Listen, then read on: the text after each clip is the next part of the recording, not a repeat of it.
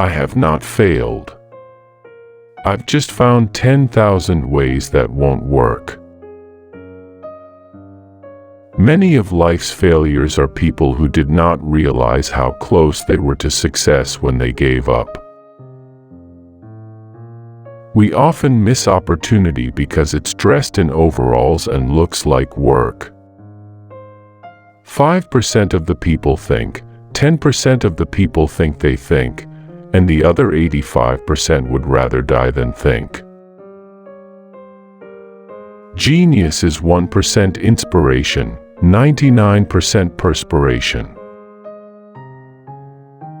The 3 great essentials to achieve anything worthwhile are: first, hard work; second, stick-to-itiveness; third, common sense.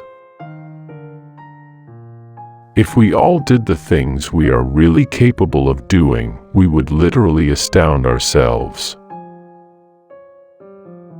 When you have exhausted all possibilities, remember this: you haven't. Nonviolence leads to the highest ethics, which is the goal of all evolution. Until we stop harming all other living beings, we are still savages. Our greatest weakness lies in giving up. The most certain way to succeed is always to try just one more time. To invent, you need a good imagination and a pile of junk. Negative results are just what I want. They're just as valuable to me as positive results. I can never find the thing that does the job best until I find the ones that don't. There are no rules here. We're trying to accomplish something. Just because something doesn't do what you planned it to do doesn't mean it's useless. The doctor of the future will give no medication, but will interest his patients in the care of the human frame, diet, and in the cause and prevention of disease. The most necessary task of civilization is to teach people how to think. It should be the primary purpose of our public schools. The mind of a child is naturally active. It develops through exercise. Give a child plenty of exercise, for body and brain. The trouble with our way of educating is that it does not give elasticity to the mind. It casts the brain into a mold. It insists that the child must accept. It does not encourage original thought or reasoning, and it lays more stress on memory than observation.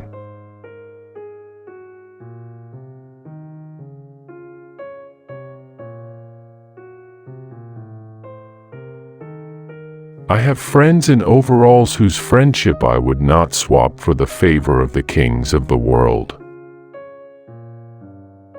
I never did a day's work in my life. It was all fun. Restlessness is discontent, and discontent is the first necessity of progress. Show me a thoroughly satisfied man, and I will show you a failure. We are like tenant farmers chopping down the fence around our house for fuel when we should be using nature's inexhaustible sources of energy: sun, wind, and tide. I'd put my money on the sun and solar energy. What a source of power! I hope we don't have to wait until oil and coal run out before we tackle that. To do much clear thinking, a person must arrange for regular periods of solitude when they can concentrate and indulge the imagination without distraction. Unfortunately, there seems to be far more opportunity out there than ability. We should remember that good fortune often happens when opportunity meets with preparation. Nature is what we know. We do not know the gods of religions. And nature is not kind, or merciful, or loving. If God made me, the fabled God of the three qualities of which I spoke, mercy, kindness, love, he also made the fish I catch and eat. And where do his mercy, kindness, and love for that fish come in? No, nature made us, nature did it all, not the gods of the religions. Everything comes to him who hustles while he waits. I find out what the world needs.